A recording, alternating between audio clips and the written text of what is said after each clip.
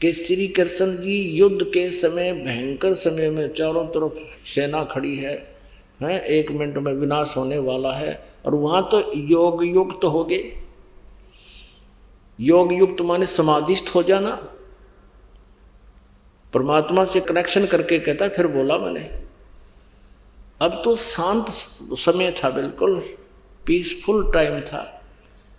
अब तो वो योग युक्त हो नहीं पा रहे और युद्ध में योग युक्त हो गए। जब ज्ञान बोला, कहने का भाव ये है कि श्री कृष्ण जी ने कह का नहीं पता था। जैसे यहाँ किसी में कोई प्रेत प्रवेश कर जाता है, यहाँ सैकड़ों की संख्या में, हजारों की संख्या में आए हैं, और वो बोलते हैं पता नहीं मैं ऐसे हूँ, मैं वहाँ था, मैं ऐसा था, वहाँ रहता था। और जब वो उस प्रेत निकल जाता उस आत्मा से, उस शरीर से, उस ओरिजिनल आत्मा को पता भी नहीं होता मैंने क्या बोला था। और ही बताते हैं कि ऐसे बोला था तूने, ऐसे कह रहा था, ऐसे कह रहा था। तो उनमें से 2-4 बात याद रख लेता है कि मैंने ऐसा कहा था, लेकिन उस समय उसको कुछ याद नहीं था। ऐसी दशा श्री कृष्ण जी की थी। इस श्री कृष्ण जी में उसी समय ये काल प्रवेश कर गया, जैसे पुरकुत्स में प्रवेश हुआ और जैसे पुरंजय में प्रवेश हुआ, प्रेतवत, और पूरा करवा के महाभारत में विनाश श्री कृष्ण के शरीर से निकल गया। अब श्री कृष्ण कह रहे थे मैं हथियार नहीं उठाऊंगा, काल ने रथ का पहिया भी घुमा दिया उठा के और मार डाला दुनिया को। तो पुण्यात्माओं, ये सभी काल की जो है ना ये लीला थी। काल ने ही, ब्रह्म ने ही बोला। ये ब्रह्म कौन से काल को? गीता जी अध्याय नंबर 11 के श्लोक नंबर 32 में ये कहता है कि मैं काल हूं और सबका नाश करने को आया हूं। गीता जी अध्याय नंबर 8 के श्लोक नंबर 13 में कहता है कि ओम इति एकाक्षरम ब्रह्म व्यवहारण माम अनुसमरण ये प्रयाति तजन देहम सयाति परमाम गतिम। माम ब्रह्म, मुझ ब्रह्म का केवल एक ओम मंत्र है, नथिंग एल्स। और जो इसका सिमरन करता हुआ शरीर छोड़कर जाता है, सयाति परमाम गतिम, वो परम गति को प्राप्त होता है। यानी ओम से मिलने वाला जो स्थान, सतिथि, समय, लाभ है उसको प्राप्त होता है। ओम मंत्र के जाप से ब्रह्म लोक प्राप्ति होती है। और गीता जी अध्याय नंबर 8 के श्लोक नंबर 16 में कहा कि ब्रह्म लोक पर्यंत भी ये सभी पुनरावर्ती में है, सभी लोग पुनरावर्ती में है। वहाँ गए हुए प्राणी भी पूर्ण मोक्ष प्राप्त नहीं करते, उनका भी जन्म और मृत्यु बना रहता है। पुण्य अक्षीण होने पर वो भी पुण्य लौट कर जन्म मृत्यु में आते हैं। इसलिए गीता ज्ञानदाता कहता 15वें अध्याय के 1 से लेकर 4 में के तत्वदर्शी संत के प्राप्ति के उपरांत उस परम पद की खोज करनी चाहिए, परमेश्वर के उस परम पद की खोज करनी चाहिए, जहाँ जाने के बाद साधक फिर लौटकर संसार में कभी नहीं आते। और जिस परमेश्वर ने सब ब्रह्मांडों की रचना की, यानी सबका सृजनहार है, और उसी की पूजा करनी चाहिए। मैं उसी की शरण में हूँ, किसी अन्य की पूजा नहीं करनी चाहिए। तो अब आपको एक झलक दिखाते हैं श्री कृष्ण जी को, तो कह का भी नहीं पता गीता में बोलिया क्या था, देखिएगा। संक्षिप्त महाभारत प्रथम खंड गीता प्रेस गोरखपुर से प्रकाशित है।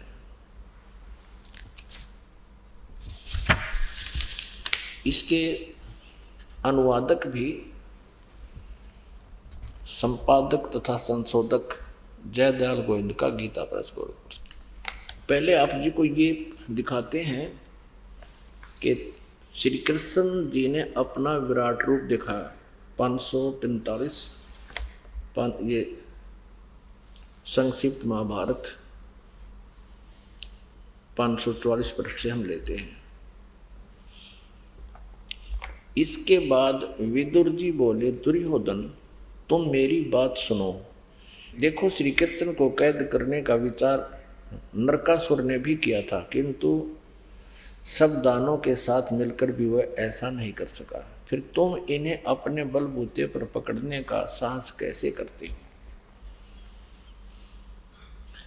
विदुर जी का वक्तव्य समाप्त होने पर भगवान श्री कृष्ण ने कहा, दुर्योधन, तुम जो अज्ञानतावश ये समझते हो कि मैं अकेला हूँ और मुझे दबाकर कैद करना चाहते हो, सो याद रखो, समस्त पांडव और वर्षणी और अंधक वंशीय यादव भी यहीं पर हैं। गणाना पड़ते हैं इतना। ऐसा कहकर शत्रु दमन श्री कृष्ण ने अट्टहास किया। बस तुरंत ही उनके सब अंगों में बिजली सी कांति के अंगुष्ठा आकार सब देवता दिखाई देने लगे। उनके ललाट में से ब्रह्मा, वक्ष में रुद्र, भुजाओं से लोकपाल, मुख में अग्निदेव आदि इत्यादि आदि श्री कृष्ण जी के भयंकर रूप को देखकर सब राजाओं ने भयभीत होकर नेत्र मूंद लिए। केवल द्रोणाचार्य, भीष्म, विदुर, संजय और ऋषि लोग ही उसका दर्शन कर सके, क्योंकि भगवान ने उन्हें दिव्य दृष्टि दे दी थी। पुण्यात्माओं, ये याद रखना कि महाभारत के अंदर प्रत्यक्ष प्रमाण है कि श्री कृष्ण जी ने अपना विराट रूप कौरवों की सभा में दिखाया था। गीता जी अध्याय नंबर 11 के श्लोक नंबर 47-48 में ये गीता ज्ञानदाता कहता है कि ये मेरा वास्तविक विराट रूप काल रूप है, इसको तेरे अतिरिक्त पहले किसी ने नहीं देखा था, और ये मेरी प्राप्ति, मेरे दर्शन, मेरे इस रूप का दर्शन न वेदों वर्णित विधि से, न जप से, न तप से, न किसी क्रिया से, यानी कोई नहीं कर सकता। इति सिद्धम के श्री कृष्ण जी नहीं बोल रहे थे गीता जी का ज्ञान, ये काल बोल रहा था। यदि ये ऐसा कहते कि तेरे अतिरिक्त पहले किसी ने ये मेरा विराट रूप नहीं देखा था, क्योंकि तो इससे सिद्ध है कि श्री कृष्ण नहीं, ये काल बोल रहा था। नहीं तो श्री कृष्ण जी ये वचन नहीं कहते, क्योंकि वो कौरवों की सभा में अपना विराट रूप दिखा चुके थे। अब दिखाते हैं कि महाभारत में प्रत्यक्ष प्रमाण है कि श्री कृष्ण जी कहते हैं कि मुझे कुछ भी याद नहीं गीता जी में के बोला था। अर्जुन पर डांट मार रहे हैं कि तू बड़ा श्रद्धाहीन है, तेरी बुद्धि अच्छी नहीं है और तूने उस ज्ञान को याद क्यों नहीं रखा। अरे भले आदमियों, ये दास वक्ता है, आप श्रोता हो, आप 2 घंटे के सत्संग में से मुश्किल से 40% याद रख पाओगे, और फिर कभी आप प्रश्न करो कि आपने उस दिन सत्संग सुना था, इस विषय में कृपा फिर सुनाइए, और मैं ये कहूँ कि तुम बड़े श्रद्धाहीन हो, तुम्हारी बुद्धि अच्छी नहीं है, तुमने याद क्यों नहीं रखा, अब मुझे कुछ याद नहीं। ये कोई बात बनी? इसे सिद्ध है कि मैं नहीं बोल रहा था, मेरे अंदर कोई भूत बोल रहा था, कोई अन्य शक्ति बोल रही थी। इसी प्रकार ये सिद्ध हो जाता है श्री कृष्ण ने गीता जी का ज्ञान नहीं बोला। अब देखिएगा, संक्षिप्त महाभारत द्वितीय खंड गीता प्रेस ग्रुप से प्रकाशित है। इसके 667 पृष्ठ पर दिखाते हैं, 667 पृष्ठ वो तथा संशोधक जयदयाल गोविंद का गीता प्रेस ग्रुप पर। ये देखिए पृष्ठ नंबर 667 पर श्री कृष्ण का अर्जुन से सिद्ध महर्षि और कश्यप का संवाद। जन्मेजय ने पूछा, ब्राह्मण, शत्रुओं का नाश हो जाने के बाद जब महात्मा श्री कृष्ण और अर्जुन सभा में बैठकर वार्तालाप कर रहे थे, उसमें उनमें क्या क्या बातचीत हुई? वैशंपायन जी ने कहा, राजन, श्री कृष्ण के सहित अर्जुन ने जब अपने राज्य पर पूरा अधिकार प्राप्त कर लिया तो वे दिव्य सभा भवन में आनंद से रहने लगे। एक दिन सवजनों से घिरे हुए वे दोनों मित्र सब इच्छा से घूमते घूमते सभा मंडप के ऐसे भाग में पहुंचे जो स्वर्ग के समान सुंदर था। पांडुनंदन अर्जुन श्री कृष्ण के साथ रहकर बहुत प्रसन्न थे। उन्होंने एक बार उस रमणीय सभा की ओर दृष्टि डालकर भगवान से यह वचन कहा, देवकी नंदन, जब युद्ध का अवसर उपस्थित था उसमें मुझे आपके महात्म्य का ज्ञान और ईश्वरीय स्वरूप का दर्शन हुआ था। किंतु केशव, आपने स्नेहवश पहले मुझे जो ज्ञान उपदेश किया था वह सब इस समय बुद्धि के दोष से भूल गया है। उन विषयों को सुनने के लिए बारंबार मेरे मन में उत्कंठा होती है। इधर आप जल्दी ही द्वारका जाने वाले हैं, अतः पुनः वह सब विषय मुझे सुना दीजिए। वैशंपायन जी कहते हैं, अर्जुन के ऐसे कहने पर वक्ताओं में श्रेष्ठ महातेजस्वी भगवान श्री कृष्ण ने उन्हें गले से लगाकर इस प्रकार उत्तर दिया। पहले तो गले से लगाने का केतुक था और फिर डांट मारे। यानी आदमी जब बिचल जाता है ना, उसको पता है कि तुम्हें कुछ नहीं पता, तब वो इस तरह की एक्टिंग कराया करें। श्री कृष्ण, भगवान श्री कृष्ण ने उन्हें गले से लगाकर इस प्रकार उत्तर दिया। श्री कृष्ण जी बोले, अर्जुन, उस समय मैंने तुम्हें अत्यंत गोपनीय विषय का श्रवण करा था। अपने स्वरूप भूत धर्म सनातन पुरुषोत्तम तत्व का परिचय दिया था और नित्य लोकों का भी वर्णन किया था। किंतु तुमने जो अपनी नासमझी के कारण उस उपदेश को याद नहीं रखा, यह जानकर मुझे बड़ा खेद हुआ है। अब क्या कहते हैं, उन बातों का अब पूरा पूरा स्मरण होना संभव नहीं जान पड़ता। पांडुनंदन, निश्चय तुम बड़े श्रद्धाहीन हो, तुम्हारी बुद्धि अच्छी नहीं जान पड़ती। अब मेरे लिए उस उपदेश का ज्यों का तुम दोहरा देना कठिन है, क्योंकि उस समय योग युक्त होकर मैंने परमात्म तत्व का वर्णन किया था। ईब के स्विच ऑफ हो गया, ईब हो जा योग युक्त, ये बैटरी डिस्चार्ज होगी तेरी, बता न्यू मूर्ख बना रहे हैं। अब कितना रहस्य परमात्मा ने इनसे लिखवा रखा है पहले ही, और ये अज्ञानी समझ नहीं सके। कबीर भगवान को नो कहा करते तो नाड़ी है, झूठा है। अब धर्मदास जी ने एक प्रश्न किया था कबीर परमेश्वर से, परमात्मा के जब साक्षात दर्शन कर लिए थे सतलोक में, तब कहा था, भगवान ये सब श्री वेद और कतेब और पुराण सारे विष्णु जी को भगवान बताते, क्योंकि वो विष्णु जी का उपासक था और विष्णु उपासक उन्होंने गुरु बना रखा था धर्मदास जी ने। तो परमात्मा, इसका मतलब तो ये हो गया कि वेद और पुराण सारे झूठे हैं। परमात्मा बोले, नहीं, ये वेद कतेब झूठे नहीं भाई, झूठे हैं जो समझे नहीं। इन वेदों और कतेबों में बिल्कुल सही लिखा है, लेकिन ये समझ नहीं सके। ये दंत कथा सुना रहे तुम्हारे को। आज सुबह से ये प्रसंग चल रहा था, उसी की रूपरेखा बन रही है कि पूर्ण परमात्मा ने आके जो ज्ञान दिया है, उस ज्ञान को इन नकलियों ने हमारे तक नहीं आने दिया। और जहाँ तक पाप नाश करने का ये कहते हैं श्री विष्णु जी अर्थात श्री कृष्ण जी सर्व पाप नाश कर देते हैं, उदाहरण देते हैं गीता जी अध्याय नंबर 18 के श्लोक नंबर 62 का, कि श्री कृष्ण जी स्वयं कह रहे हैं, मैं सर्व पापे भय मोक्षामि मां सोचो।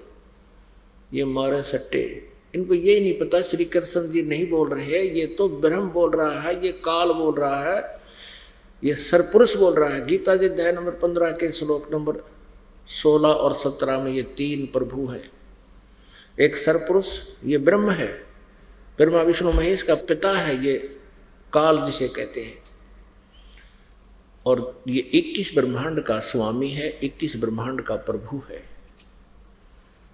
दूसरा जो है अक्षर पुरुष है, जिसको परब्रह्म भी कहते हैं, ये 7 संख ब्रह्मांड का स्वामी है। और गीता जी अध्याय नंबर 15 के श्लोक नंबर 17 में कहा कि उत्तम पुरुष है तू अन्य परमात्मा इति उदाहरते। यह लोक त्रयम आविश्य विभर्ति अवैश्वर है।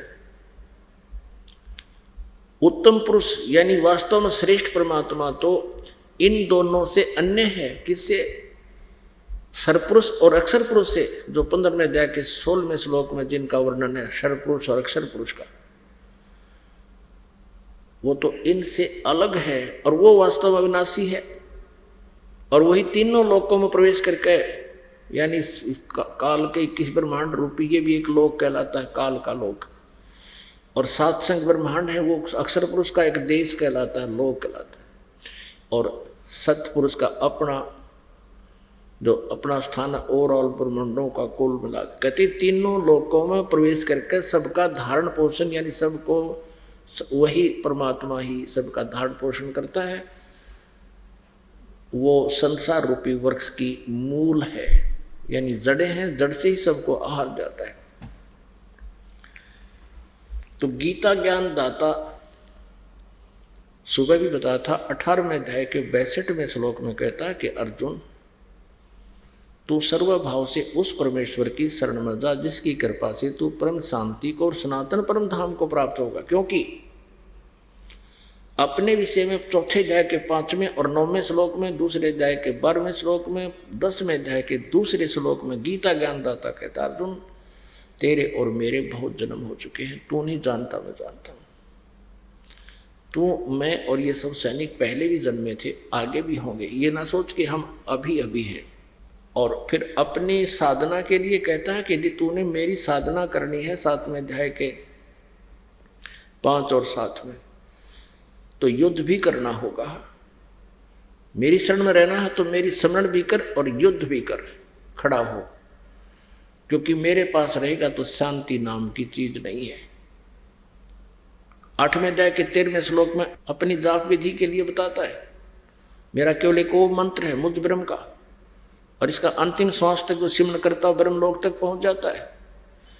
8वें अध्याय के 16वें श्लोक में स्वयं कहता है कि ब्रह्म लोक पर्यंत भी सभी जन्म मृत्यु में ही हैं, पुनरावृत्ति होती है, पूर्ण मोक्ष नहीं। इसलिए 18वें अध्याय के 62वें श्लोक में, 15वें अध्याय के 1 से लेकर 4 श्लोक में कहा है कि तत्वदर्शी संत की ये पहचान है, उल्टे लटके संसार रूपी वृक्ष के सब पार्ट्स बता देगा। उसके पश्चात उस परमेश्वर के परम पद की खोज करनी चाहिए, जहाँ जाने के बाद कभी कोई लौट कर वापस नहीं आते, साधक पूर्ण मोक्ष प्राप्त करते हैं। और मैं भी उसी की शरण में हूँ, उसी की भक्ति करनी चाहिए, इस तरह धारणा रखे। 18वें अध्याय के 62वें श्लोक में कहा कि तू सर्वभाव से उस परमेश्वर की शरण में जा जिसकी कृपा से तू परम शांति को, सनातन परम धाम को प्राप्त होगा। सनातन परम धाम शाश्वतम स्थानम, सदा रहने वाला, कभी नाश नहीं होता, सतलोक को चला जाएगा।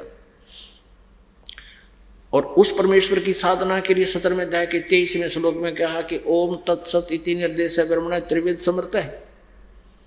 सच्चिदानंद घन ब्रह्म की साधना गीता जी अध्याय नंबर 8 के श्लोक नंबर 1 में अर्जुन ने पूछा, प्रभु आपने 7वें अध्याय के 29वें श्लोक में जिस तत्ब्रह्म के बारे में कहा है वो कौन है? वो तत्ब्रह्म 8वें अध्याय के 3 श्लोक में कहा कि वो तत्ब्रह्म यानी वो परम अक्षर ब्रह्म है, वो गीता ज्ञानदाता से अन्य है।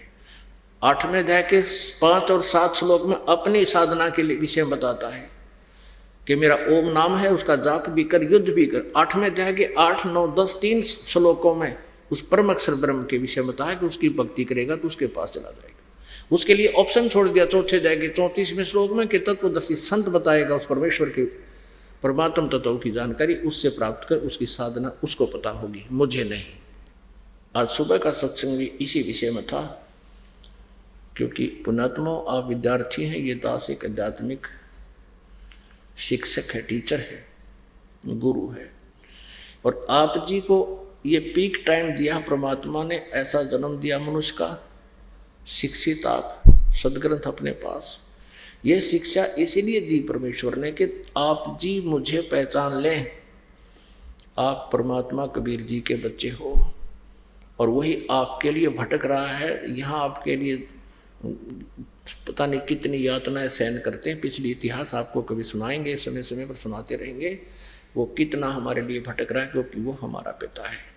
हम यहाँ काल के इस माया के नशे में परमात्मा को भूल चुके हैं।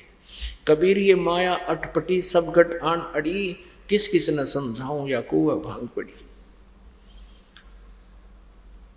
तो वो परमेश्वर आपको अपनी पहचान बताने के लिए स्वयं आते हैं। तो यहाँ 18वें अध्याय के 62वें श्लोक में कहा कि उसकी शरण में जा। 18वें अध्याय के 63वें श्लोक में कहा कि अर्जुन मैंने जो कहना था कह दिया तेरे थी, ये गुप्त से गुप्त ज्ञान गीता जी का दे दिया। अब तेरी समझ में आवा ऐसे कर, मन माने ऐसे कर, मेरी शरण में रहना है तो उठ। 18वें अध्याय के 65वें श्लोक में कहा कि मेरी शरण में रहना है तो मेरे में भाव वाला बन। मेरे में मन वाला बन। 8वें अध्याय के 6ठे श्लोक में कहा कि अंत समय में जो जिस भी भाव में भावित रहता है उसी को प्राप्त होता है। परमात्मा भी अपनी वाणी में कहते हैं, जहाँ आशा ता बासा होई, मन कर्म वचन सुमरियो सोई। अब ये कहता है कि 18वें अध्याय के 63वें श्लोक में कि ये गुप्त से गुप्त ज्ञान मैंने तुझे बता दिया, क्योंकि अंतिम अध्याय आ गया, लास्ट श्लोक चल रहे हैं। कहता है तेरी मर्जी, मेरी शरण में रहना है या उसकी शरण में रहना, सेलेक्ट कर ले एक ने।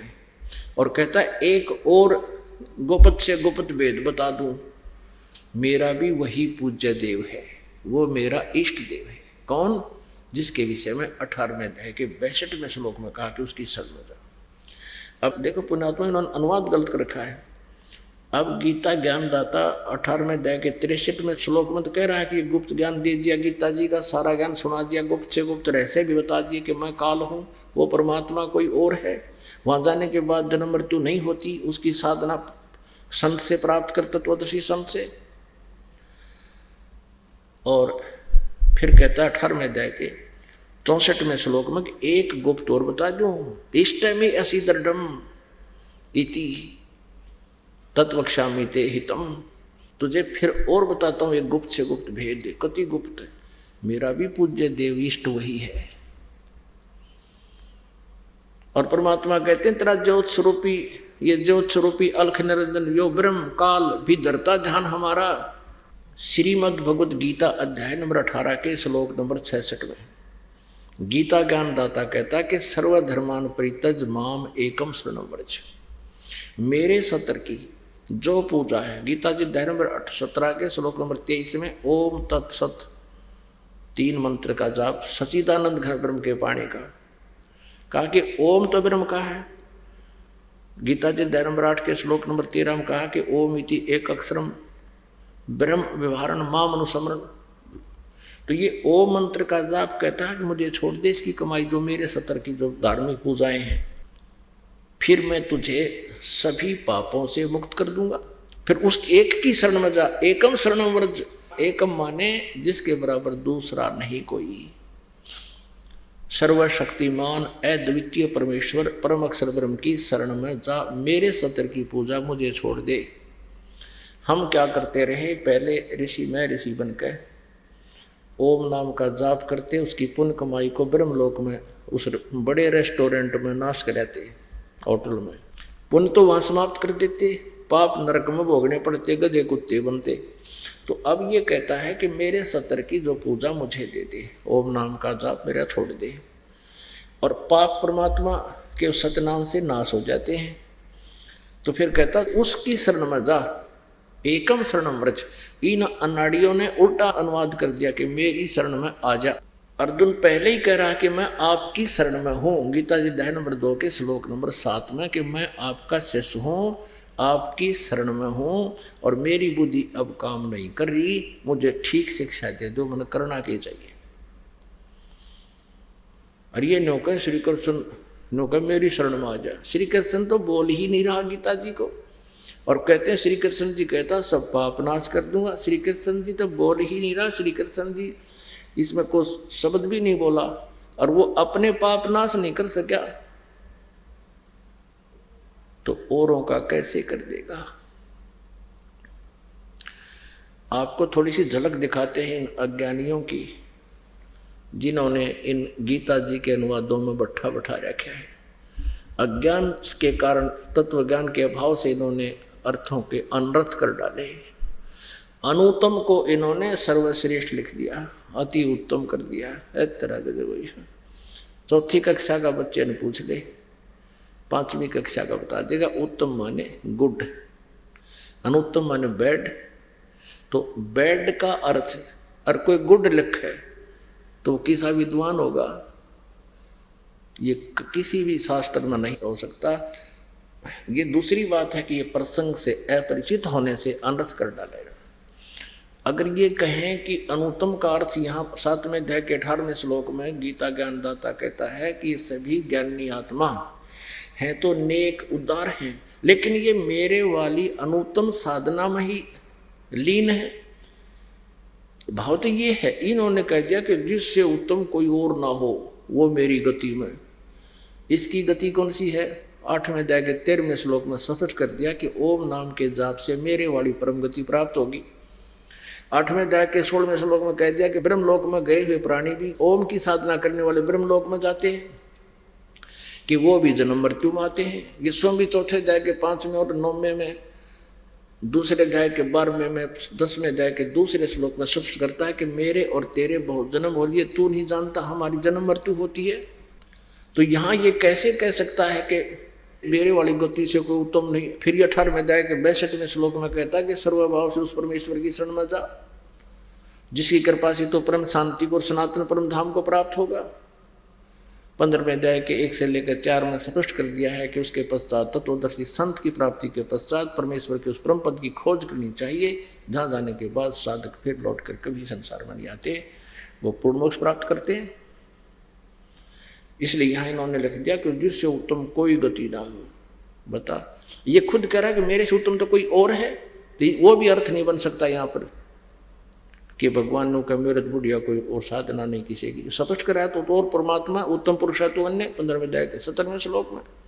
अब आपको दिखाते हैं इनकी कलाबाजी, नकली अनुवादकर्ताओं की। अब ये देखिएगा, सर्वप्रथम गीता प्रेस गोरखपुर से प्रकाशित दिखाते हैं आपको। पुण्यात्माओं, आप बालक नहीं हो, बहुत आसानी से समझ सकते हो। कंप्यूटर तक बना लिए, हवाई जहाज बना लिए, इंटरनेट बना लिए। अरे परमात्मा के ज्ञान को समझे बिना सारे व्यर्थ हैं। जब तक हम आध्यात्मिक ज्ञान से परिचित नहीं होंगे, हमें पता नहीं लगेगा कि उद्देश्य क्या है हमारा यह फंसे रहने का, जन्मने और मरने का। तो अब सुअवसर है, इस ज्ञान को समझकर सदा के लिए सुखी हो जाओगे।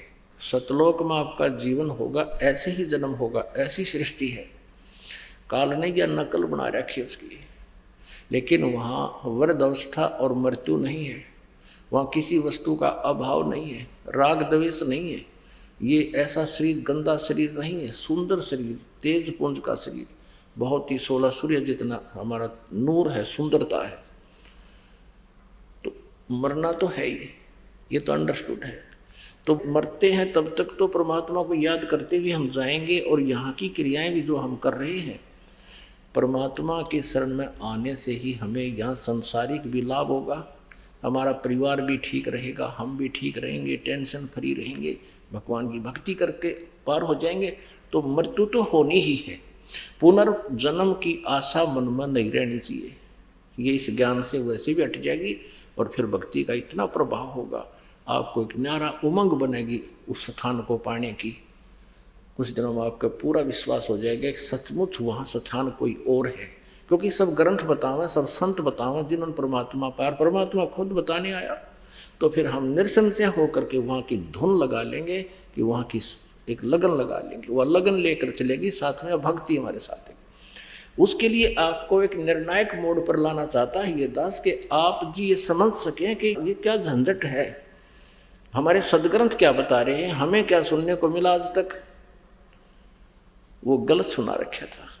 आपको दिखाते हैं संस्कृत शब्दकोश, जिससे आपको विश्वास होगा कि सचमुच ये है संस्कृत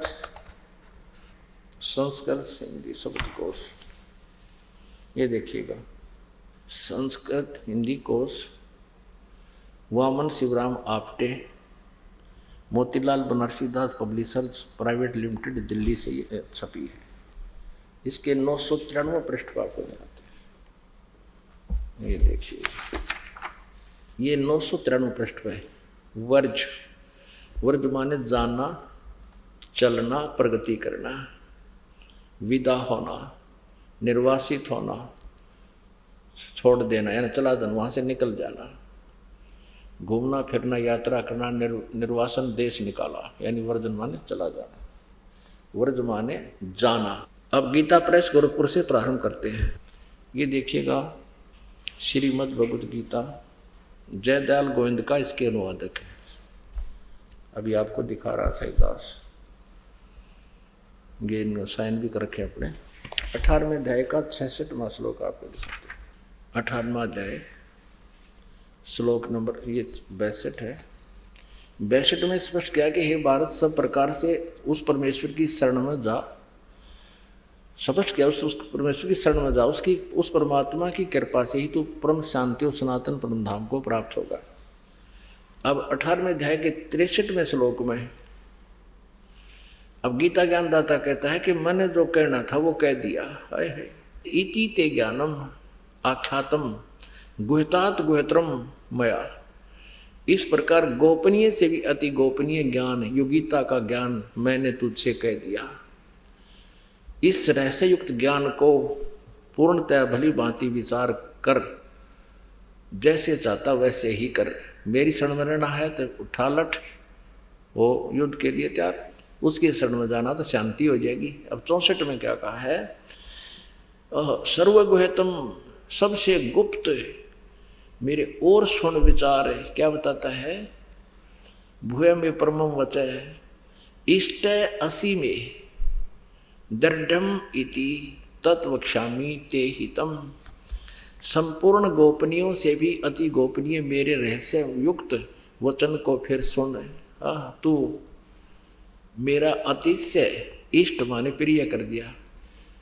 इससे परम हितकारक वचन तेरे लिए कहूँ। के कहेगा बता? ये तो आगे तो फिर वो दूसरी बात आ गई। यहाँ देखो ये 63 में कह दिया, ये गोपत से गुप्त ज्ञान, इस प्रकार गोपनीय से अति गोपनीय है। ये तो गीता का ज्ञान बता दिया। और ये 64 में कहा कि एक और बताऊं तेरे कति गुप्त से गुप्त, सबसे गुप्त इष्ट असी में दृढ़म इति माने कौन सा? यह कौन सा? ये 18वें अध्याय के 62वें श्लोक में जिसके बारे में कहा है कि तू सर्वभाव से उस परमेश्वर की शरण में जा, उस परमात्मा की कृपा से परम शांति और सनातन परम धाम को प्राप्त होगा। इसके विषय में कह रहा है कि यह मेरा भी पूज्य देव है, मेरा भी इष्ट देव है। इष्ट असी में दृढ़म यानी कति पक्कम पक्की बात है यार, और ये तेरे हित में कहूँगा। इन्होंने गलत अनुवाद किया। अब 65 में क्या कहा? 18वें अध्याय के 65 में कि मुझ में मन वाला हो, अगर मेरी शरण में रहना है तो मुझ में मन वाला हो, मेरा भक्त बन, मेरा पूजन करने वाला हो, मुझको प्रणाम कर। ऐसा करने से मुझे ही प्राप्त होगा। तुझसे सत प्रतिज्ञा करता हूँ क्योंकि तू मेरा अत्यंत प्रिय है। यहाँ ठीक है, इन्होंने यहाँ इष्ट का अर्थ प्रिय करके गलत कर दिया। यहाँ इष्ट माने इष्ट देव है, इष्ट है, इष्ट देव है। अब 66 में आ गया, क्योंकि यहाँ लास्ट अध्याय और लास्ट श्लोक लगभग चल रहे हैं। निर्णायक मोड पर ला रहा काल भी कह रहा कि मेरी शरण में फैसला कर ले, तने विचार कर ले कौन के करना है। ये गुप्त से गुप्त ज्ञान गीता का मैंने बता दिया। और ये और बता दो मेरा भी पूज्य देव वही है। और ये कहता जब तन मेरी शरण में रहना है तो मेरे में मन वाला हो, और किसी की नहीं पूजा करेगा, नीचे के ब्रह्मा विष्णु महेश की पूजा भी नहीं करनी है। और फिर 66 में कहता है कि सर्वधर्मान परित्यज माम एकम शरणम व्रज, उसकी शरण में जाना है तो ये तरीका है। अहम तो सर्व पापेभ्यो मोक्षामि मा शुच्यते। संपूर्ण धर्मों को अर्थात संपूर्ण कर्तव्य कर्मों को मुझ में त्याग कर तू केवल एक सर्वशक्तिमान, मुझ सर्वशक्तिमान सर्वाधार परमेश्वर की शरण में वर्द माने आ जा। कितनी बकवाद गढ़ रखी ने। अब श्री कृष्ण की शरण में तो जो था ही, अर्जुन दूसरे अध्याय के 7वें श्लोक में कहता है कि मैं आपकी शरण हूँ, आप हमारे गुरु हो। अब देखो दूसरे अध्याय का श्रीमद् भगवद गीता अध्याय नंबर 2 और 7वां श्लोक है। कायरता रूप दोष से अपहत हुआ स्वभाव वाला, धर्म के विषय में मोहित चित्त हुआ मैं आपसे पूछता हूँ कि जो साधन निश्चय कल्याणकारक हो वह मेरे लिए कहिए, क्योंकि मैं आपका शिष्य हूँ। इसलिए आपके शरण हुए मुझको शिक्षा दीजिए।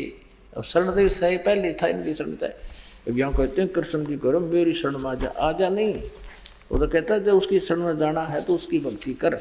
ये देखो 18वें अध्याय का अब हम आगे 66वें श्लोक में। सर्वधर्मा सभी संपूर्ण धर्मों को अर्थात संपूर्ण करते हुए कर्मों को मुझ में त्याग कर तू केवल एक, ये इसका यहाँ देखिए, सर्वधर्म परित्याज मम एकम शरणम व्रज। एकम माने जिसके बराबर दूसरा ना हो, अद्वितीय परमात्मा सतपुरुष की परम अक्षर ब्रह्म की शरण में व्रज माने जा, और मेरे सत्र की पूजाएं मुझ में त्याग दे, तब मैं तुझे छोड़ूंगा ना, अड़े कुत्ते गधे बनाता रहूंगा। और ये क्या अनुवाद करते हैं, मेरी शरण में आ जा, फिर मैं तुझे सब पापों से मुक्त कर दूंगा, शोक मत कर। ये तो दिखाया आपको गीता प्रेस गोरखपुर से प्रकाशित। सभी ने एक कुएं का पानी पी रखा है, एक भांग डाल रखी है कालना ज्ञान की, और सभी ने उस तरह ही एक्टिंग, उसी तरह की क्रियाएं कर रखी है, सबने एक जैसा ज्ञान अनुवाद कर रखे हैं। अब देखो एक और कमाल कर रखा है, एस्कॉन वालों ने तो कति स्पष्ट झूठ बोल रखी न दिखती। श्रीमद् भगवद गीता यथारूप, ये है Shrimad AC Krishna Kripa Murti, Shrimad AC Bhaktivedanta Swami Prabhupada संस्थापकाचार्य अंतर्राष्ट्रीय कृष्ण भावनामृत संघ का Bhaktivedanta book trust, Los Angeles, London, Stockholm, Sydney और हांगकांग, मुंबई में इसका ये पुस्तकों का सटाल सटूल होगा इनका। यहाँ देखिएगा, इन कमाल कर रखा करती, तोड़ पाट रखे इन्होंने नकलिया ने। देख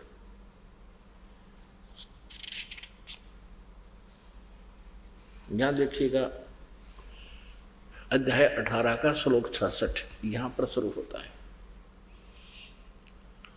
सर्वधर्मान परित्यज माम एकम शरणम व्रज। इसका अनुवाद यहाँ किया है इन्होंने तो कमाल कर रखा है। देखिएगा, अर्थ तो सही लिख रहे हैं कि कदे को हमने मूर्ख ना बता दे। सर्वधर्मान का अर्थ लिखा है समस्त प्रकार के धर्म, परित्यज माने त्याग कर, माम माने मेरी, एकम माने एकमात्र, शरणम माने शरण में, व्रज माने जाओ। यहाँ ठीक लिखा, अर्थ तो सही लिख दिया, व्रज माने जाना ही होता है, और यहाँ फिर नाश कर दिया उल्टा है, यहाँ घुमाना। यहाँ अनुवाद ये है इनका, समस्त प्रकार के धर्मों का परित्याग करो और मेरी शरण में आओ। अरे भांग पी रहे थे ये भी। व्रज माने जाओ, जाना होता है, यहाँ आओ कैसे बना दिया, मेरी शरण से जाओ, यत्न लिखता मेरी शरण से जाओ, तो भी मान जाते। फिर जाना, फिर ये नहीं पता ये जाने के लिए किसको कह रहे हैं। अब इनकी बुद्धि घूम रही थी, श्री कृष्ण जी ने सर्वेश्वर मान रहे थे ये, और श्री कृष्ण जी ने ही गीता बोली, इसलिए इन्होंने श्री कृष्ण जी को केंद्र बिंदु बना के सारे अनर्थ कर डाले। श्री कृष्ण जी तो आप पता नहीं उन्होंने गीता में बोला क्या था, प्रत्यक्ष हो रही है आपके समक्ष। अब ये और दिखाऊं इन आचार्यों की कलाबाजी, देखिएगा। श्री सुधांशु जी महाराज, श्रीमद् भगवद गीता, आचार्य सुधांशु जी महाराज, ये कहाँ से इसमें अनुवादित है?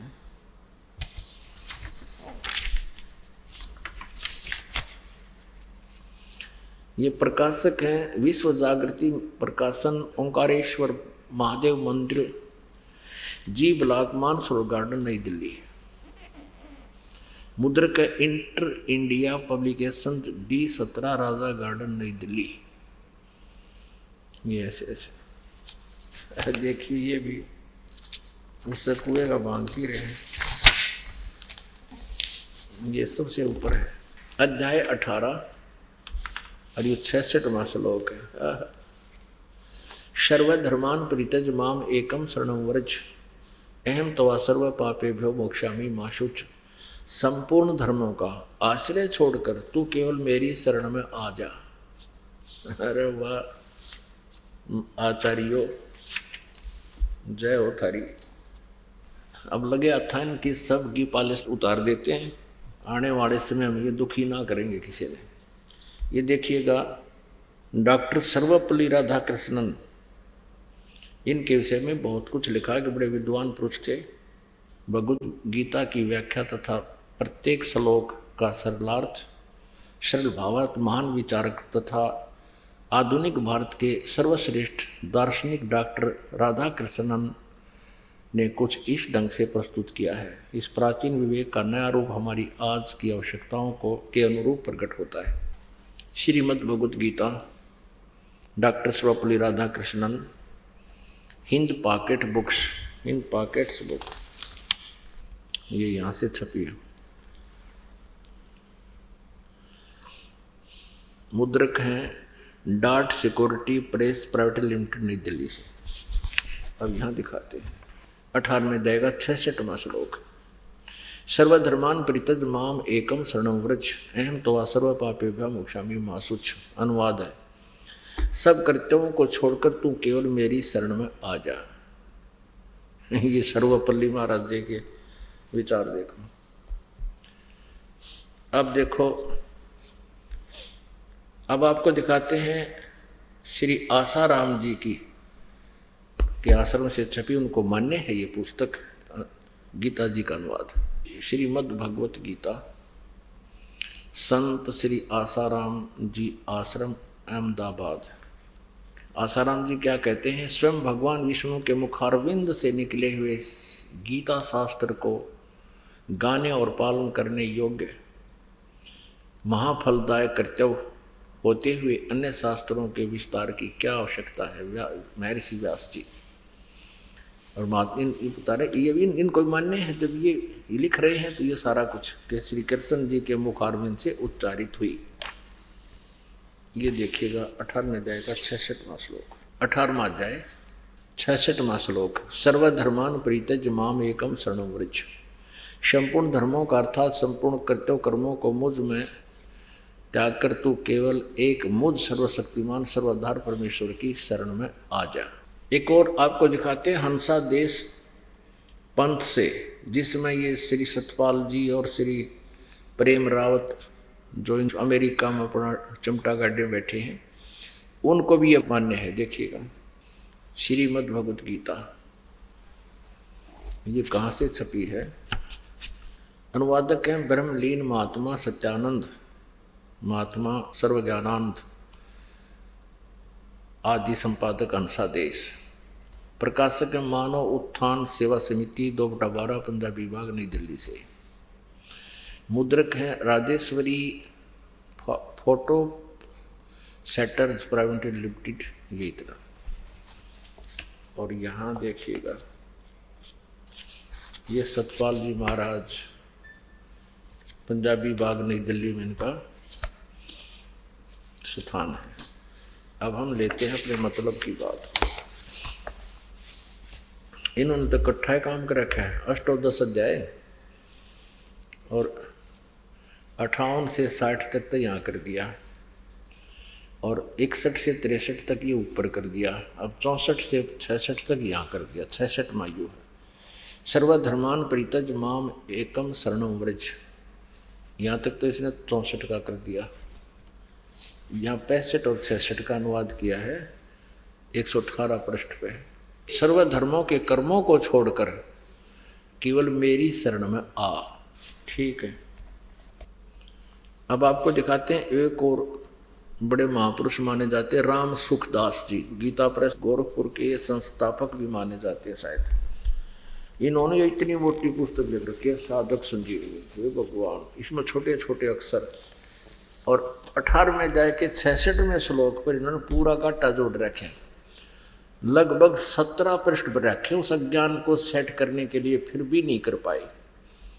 ये देखिएगा, यह साधक संजीवनी है, श्री राम सुखदास जी द्वारा इसका अनुवाद है। ये देखेंगे यहाँ पर सचित्र साधक संजीवनी, विशिष्ट हिंदी सहित सचित्र साधक संजीवनी, राम सुखदास इसके अनुवादक है, और गीता प्रेस गोरखपुर इसके मुद्रक है, प्रकाशक है।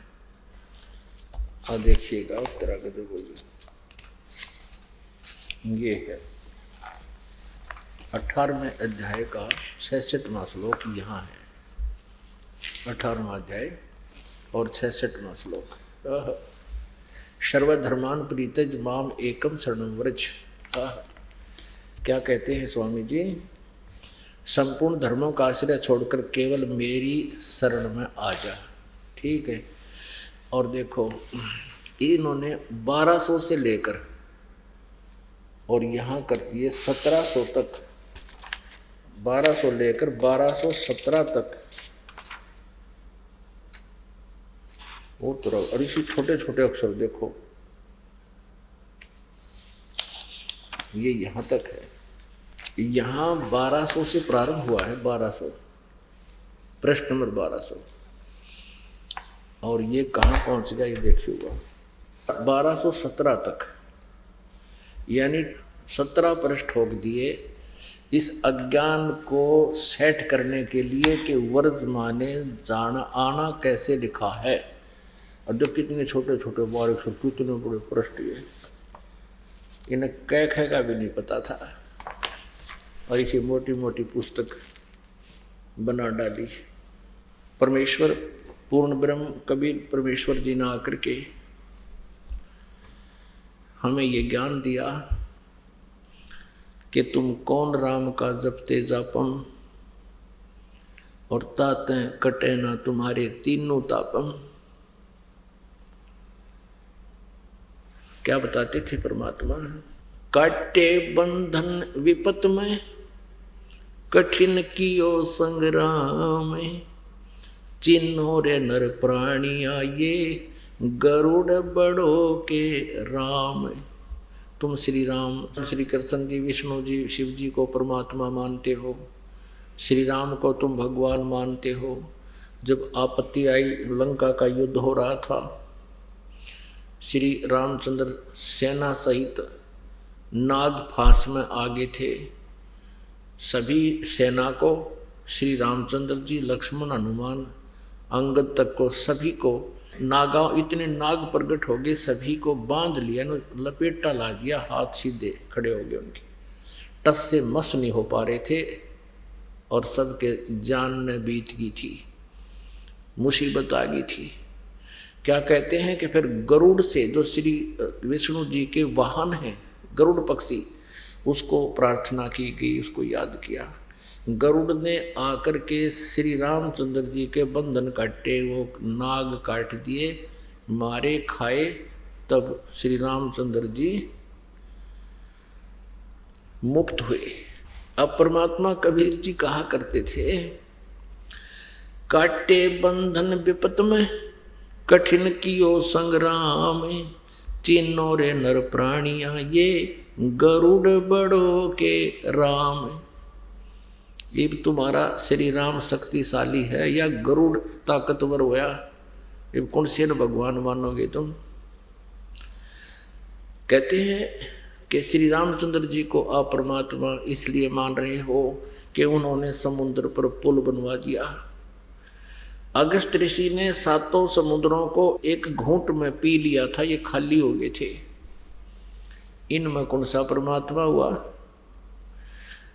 कहते हैं समुद्र पाट लंका गयो, समुद्र को पाट माने उसके ऊपर पुल बना के उसको छाप के,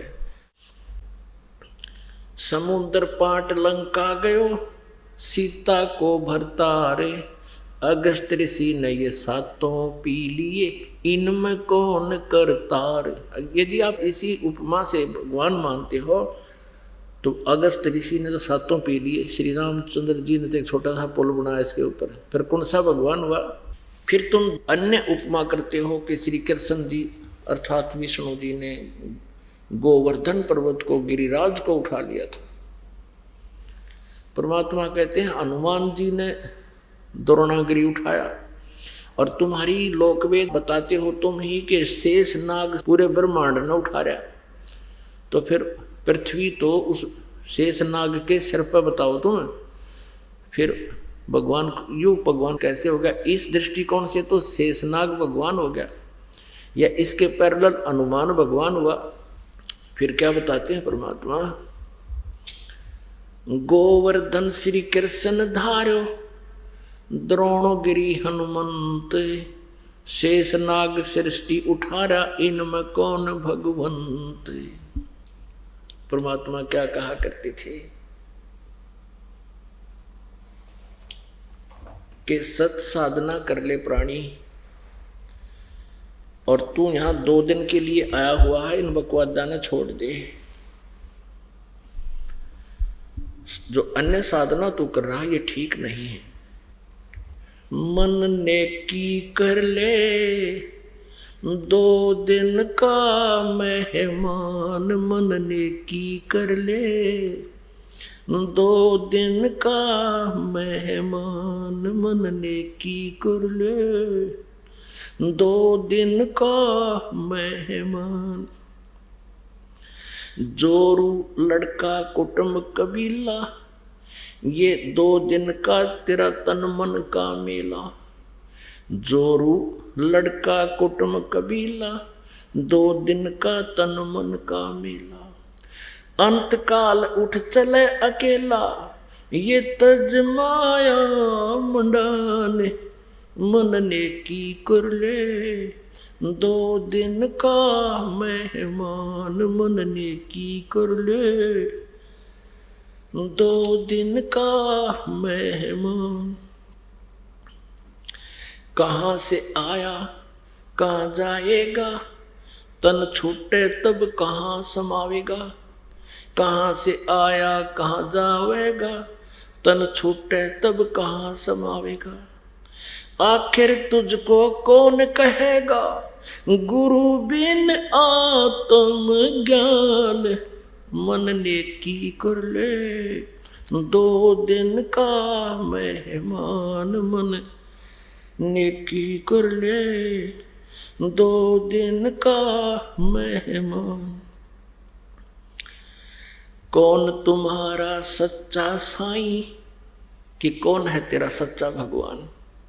कौन तुम्हारा सच्चा साईं, झूठी है ये सकल सगाई। सगाई मान ये नाते रिश्ते जो हैं ये कुछ समय के हैं।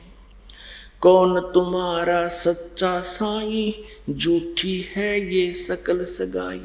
चलने से पहले सोच रे भाई, कहाँ करेगा विश्राम, मन नेकी कर ले 2 दिन का मेहमान, मन नेकी कर ले 2 दिन का मेहमान।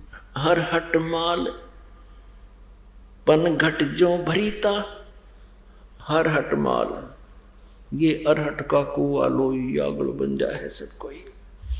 हर हट माल पन घट जो भरीता, आवत जात भरे और रीता।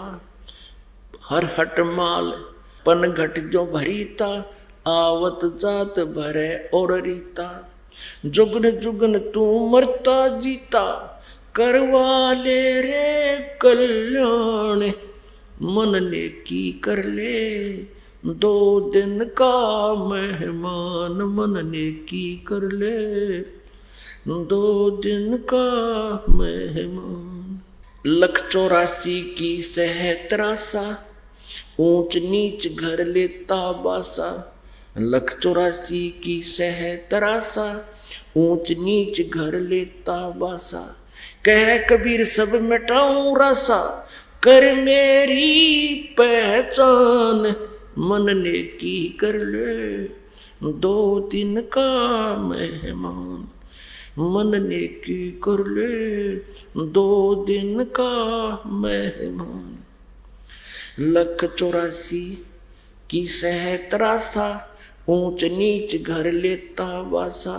184 की सहतरासा, ऊंच नीच घर लेता बासा। कह कबीर सब मिटा दूं रासा, कर मेरी पहचान, मन नेकी कर ले 2 दिन का मेहमान। नाम सुमर ले सुकर्म कर ले, कौन जाने कल की, खबर नहीं एक पल की। नाम सुमर ले सुकर्म कर ले, कौन जाने कल की, खबर नहीं पल की। कौड़ी कौड़ी माया जोड़े, बात करे छल की। कौड़ी कौड़ी माया जोड़े, बात करे छल की। पाप पुण्य की या बांधली गठरिया कैसे हो हल्की। पाप पुण्य की बांधी पोटरिया कैसे हो हल्की। नाम सुमर ले सुकुर्म कर ले कौन जाने कल की। खबरिया नहीं पल की। नाम सुमर ले सुकर्म कर ले कौन जाने कल की। खबरिया ना पल की। मात पिता परिवार भाई बंधु ये तरिया मतलब की। मात पिता परिवार भाई बंधु तरिया मतलब की। चलती बरिया कोई ना साथी या मट्टी जंगल की। खबर नहीं पल की। नाम सुमर ले सुकर्म कर ले कौन जाने कल की। खबर नहीं पल की। नाम सुमर ले सुकर्म कर ले कौन जाने कल की। खबर नहीं पल की। तारों बीच चंद्रमा जो झलके तेरी महिमा झला झलकी। तारों बीच चंद्रमा जो झलके आज तेरी महिमा झला झलकी। बने कुकरा बेस्टा खावे अब बात करे बल की। खबर नहीं पल की। नाम सुमर ले सुकर्म कर ले कौन जाने कल की। खबर नहीं पल की। ये संसार रैन का सपना जैसे ओस बूंद जल की। ये संसार रैन का सपना जैसे ओस बूंद जल की। सतनाम बिना सब है साधना जैसे गारा दल दल की। खबर नहीं पल की। नाम सुमर ले सुकर्म कर ले कौन जाने कल की। खबरिया ना पल की। अंत समय जब चले अकेला तेरी आंसू ने न ढलकी। अंत समय जब चले अकेला आंसू ने न ढलकी। कहे कबीर शरण गए हमरी कहे कबीर शरण गए मेरी। हो रक्षा जल थल की। खबर नहीं पल की। नाम सुमर ले सुकर्म कर ले कौन जाने कल की। खबर नहीं पल की। अंत समय जब चले अकेला आंसू ने न ढलकी। अंत समय जब चले अकेला आंसू ने न ढलकी। कहे कबीर शरण गए मेरी हो रक्षा जल थल की। खबर नहीं पल की। अब परमात्मा कितना निर्णायक बताते हैं कि तू मेरी शरण गए और मेरी पहचान कर फिर तेरी सारी रक्षा होगी। अन्य साधना जो तू कर रहा है तो गारा दलदल की उन साधनाओं से दूना नरक में दूना गिरावट में आता जा रहा है। तो परमात्मा कहते हैं समझा है तो सिर दर पाऊं बहुर नहीं रे सदा। बोलो सतगुरुदेव।